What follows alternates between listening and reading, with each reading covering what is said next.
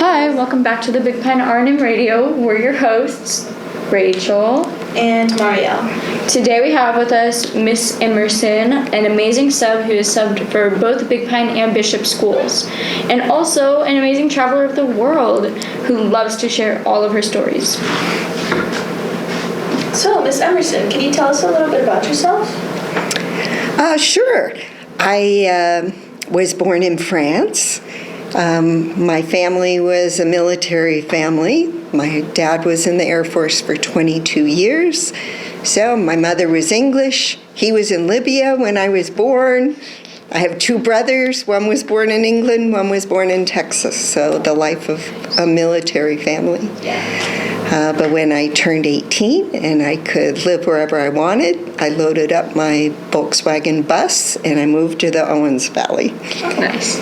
And I waitressed at the Copper Kettle, which old-timers will remember, but it was the breakfast lunch restaurant associated with the Whiskey Creek. So that was my first job in the Owens Valley. Nice. I don't remember that. Yeah, it was before your time. Yeah, it was. Yeah, Definitely. Jerry Fendon of Fendon's Furniture and his colleagues would all come in every morning and have breakfast, and I would serve them. Yeah, we still have Fendon's Furniture. So. Cool. Yeah. What kind of jobs did you do before you became like a substitute teacher? Oh, I was a lawyer in my professional life. I represented the wine industry for the most part in the Napa Valley. And I retired in 2004 and moved back to the Owens Valley.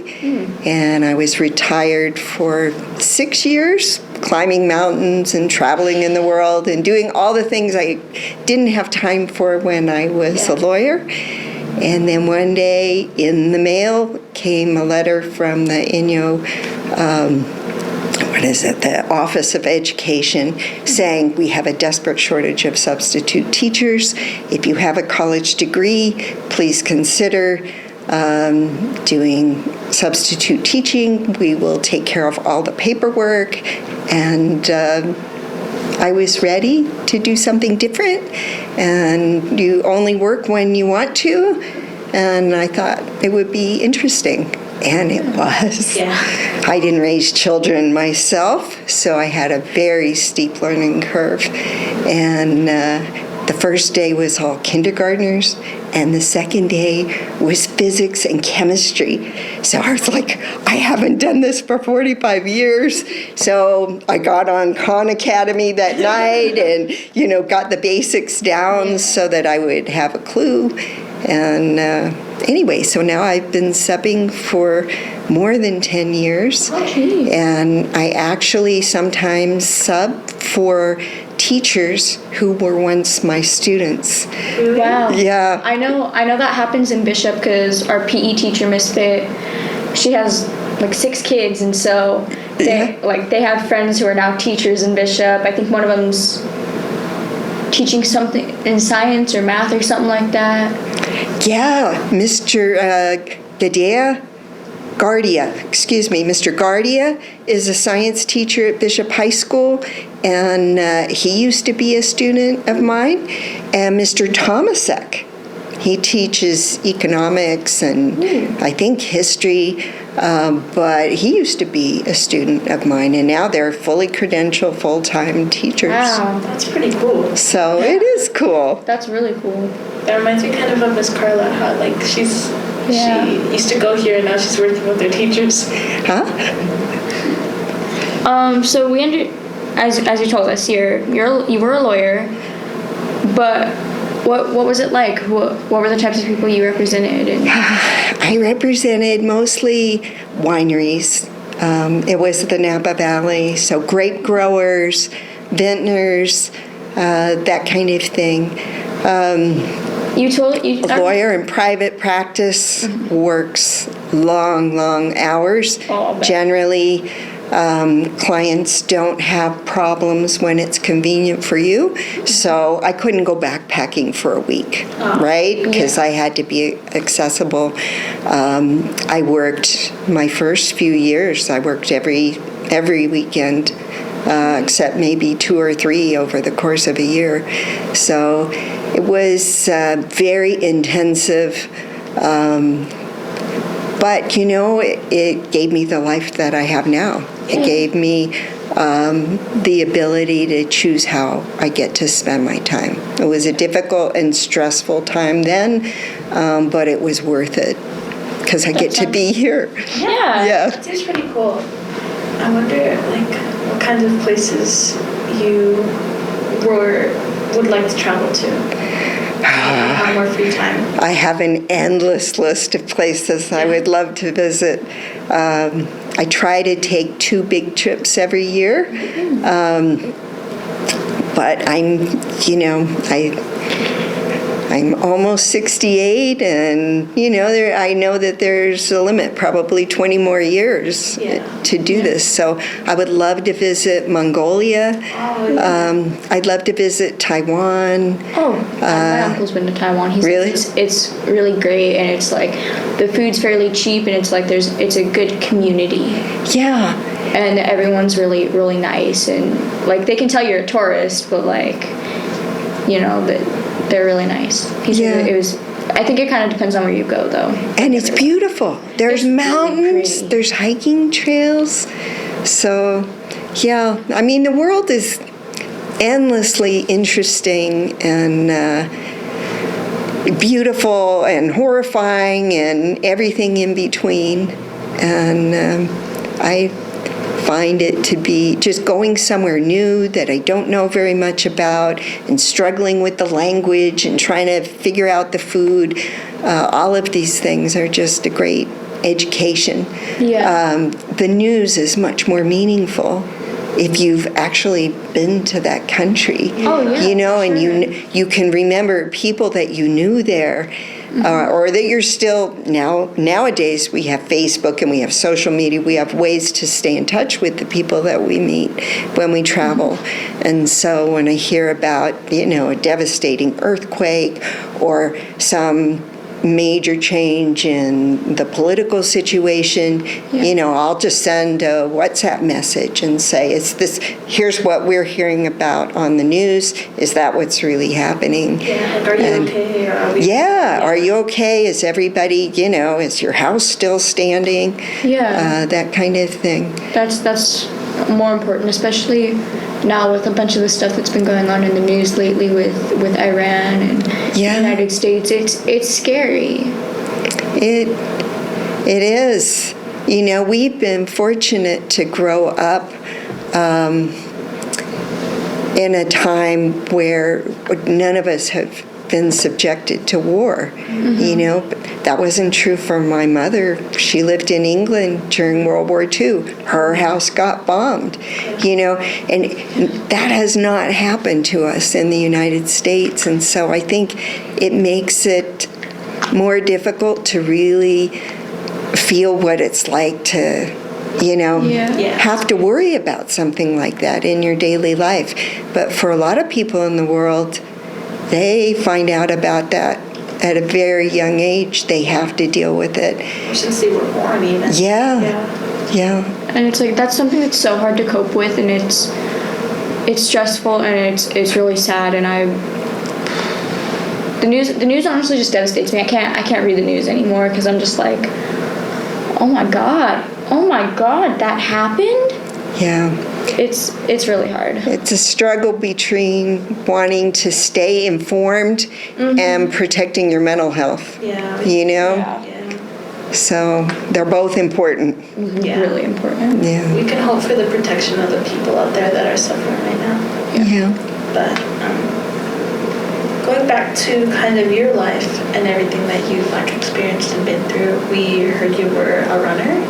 Oh, yes. Like big marathons? Yes. What's that been like? I'm still a runner, actually. I just run only 5 to 8 miles at a time nowadays. I don't do the longer distances. But I used to love ultra marathons, and we have one that happens in Bishop every May, the Bishop High Sierra Ultras. So I've done the 50-miler and the 50-kilometer events, and Mrs. Baror is a good friend of mine, the second grade teacher, and she and I have done some very long runs together. For my, when I turned 60, we went out to Arizona and Utah, and we ran the Antelope Canyon 50-miler, which is a really, really tough course, but so beautiful.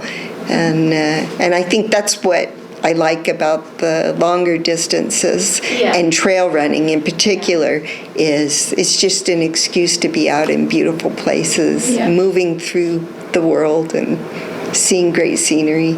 What are some places other than here in Bishop that you've done running and like marathons? Let's see, I've run a marathon or an ultra marathon in 34 states. Whoa. So I was working on trying to do one in all 50 states until I needed knee replacement surgery. So that has slowed me down. Yeah. But it hasn't stopped me from running, so. Yeah, I hope you reach your goal. Thank you. Oh. Got it. Okay, I'm good. We know you enjoy traveling a lot, as you've said so far. How many countries have you visited, and what are some of your favorite places you've been? Well, I don't really keep track, but I've been to around 80 countries up to this point. And my favorite places are always like the last place that I visited. It seems like in the last country that I visited was Panama this winter. And it's a beautiful country, and I got to practice my Spanish. Nice.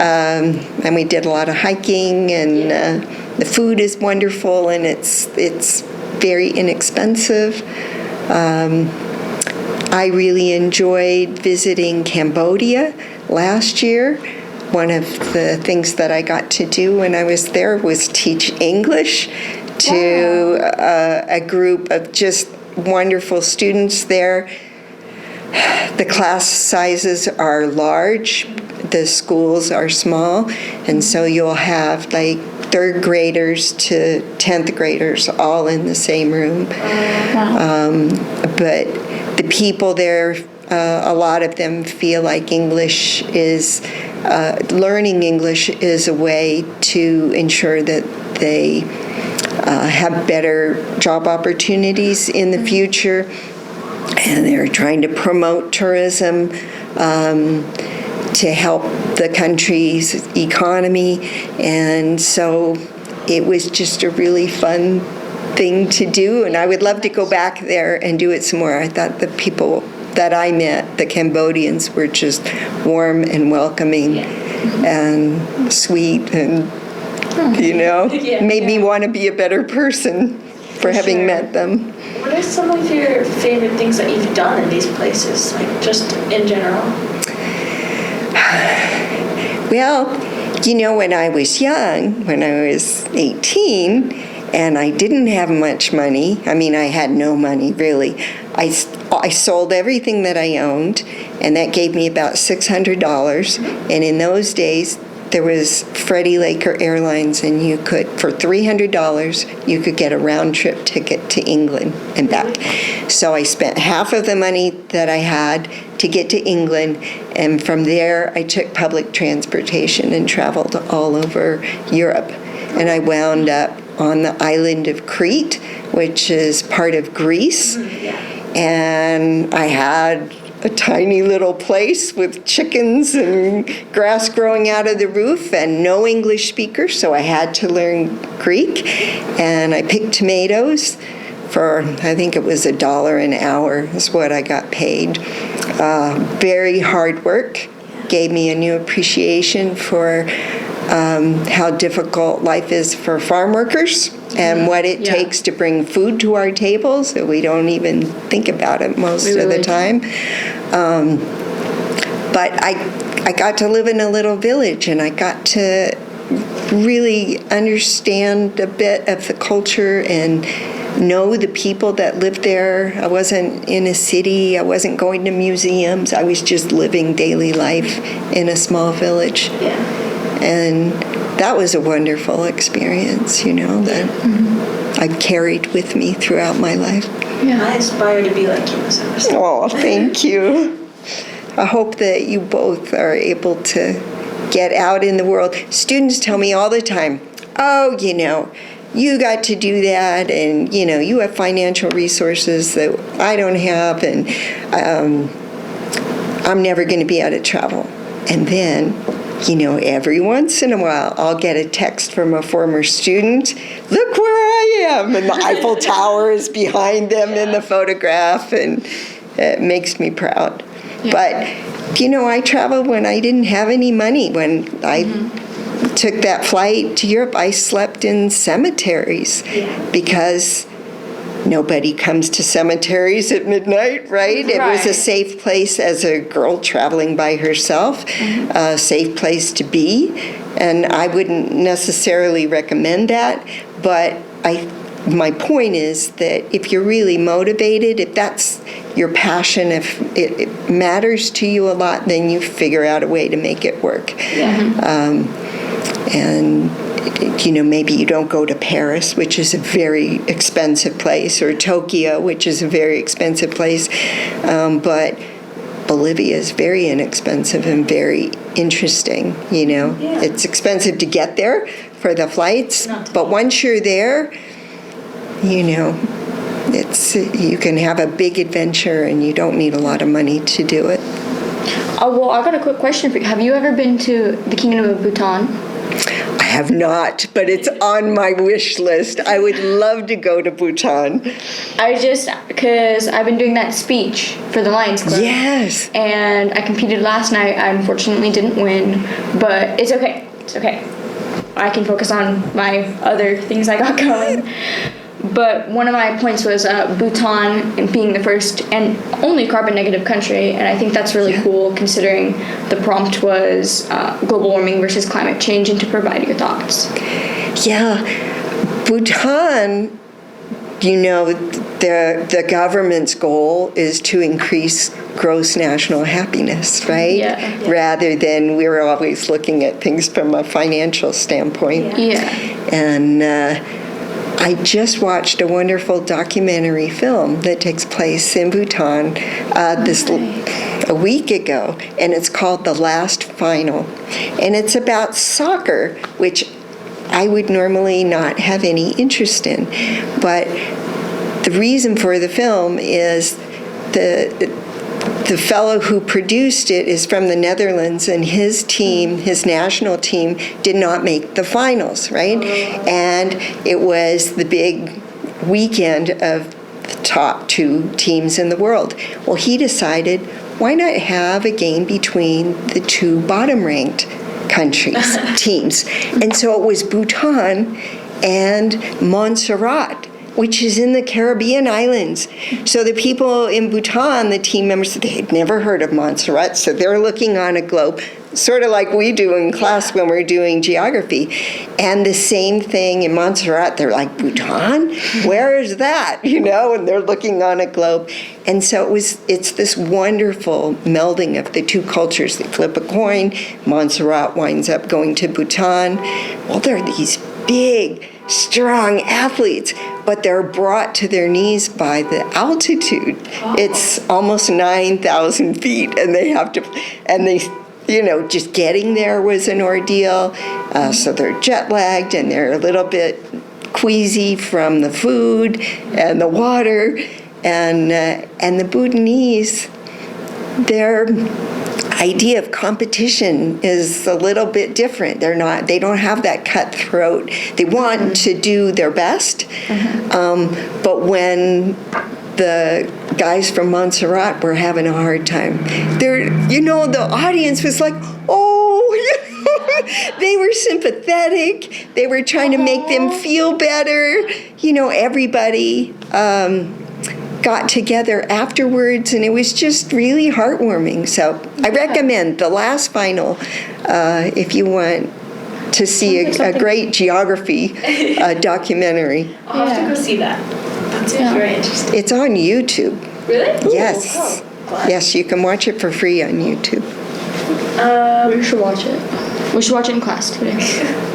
Going back to your travels and like the places that you've been to, and talking about how like people say that it's hard to start traveling, what are some tips that you could give us on how to start traveling and getting more into like being out there? Yeah. Well, you can start small. I mean, we have Mexico right next door to us.